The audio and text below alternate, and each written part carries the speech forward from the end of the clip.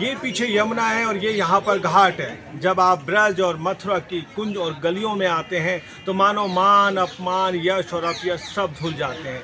जिसको आप बोलते हैं अतुलनीय, अकल्पनीय, विश्वसनीय, सारी की सारी उपमान यहाँ पर आके मानो जीरो हो जाते हैं।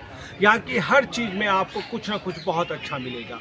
कहते हैं कि अगर आपको गंदी नालियाँ दिख रही हैं, आपको कूड़ा दिख रहा है, आपको झड़ती हुई दीवारें दिख रही हैं, आपको अस्त व्यस्त गलियाँ दिख रही हैं, तो आपको ऐसा लगता है कि मानो सब कुछ अव्यवस्थित है। लेकिन इस अव्यवस्था में ही इस पूरी 84 जो कोस की परिक्रमा है उसमें ही व्यवस्था है। आपको हर जगह कृष्ण का अंश दिखाई देगा। आप उसे महसूस करेंगे, यहाँ की रज में महसूस करेंगे, यहाँ की बातचीत में, यहाँ की हवा में, यहाँ के प्रत्येक पेड़ पौधों में, गायों में, पशुओं में, हर व्यक्ति की बोलचाल और भाषा में, क्योंकि ये कृष्ण की नगरी है।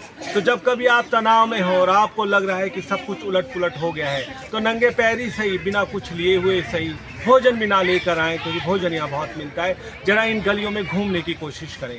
बस थोड़ी थोड़ी, छोटी छोटी, बड़ी बड़ी गलियों में जब आप जाएंगे तो सहज रूप से ही आपकी सारी कुंडलिनी जागृत हो जाएंगी। क्योंकि कृष्ण ही एक ऐसे रूप थे जिनके पास 16 कलाएँ भी थी, जिन्होंने यश, अपयश, विरक्त, आसक्ति सबको ही भुगता, जाना और समझा था। एक तरह से कहें कि आपको ये सब कुछ बताया था कि व्यवहारिक जीवन में रहते हुए भी, अपने सारे कर्म करते रहते भी आप मोक्ष को कैसे प्राप्त कर सकते हैं।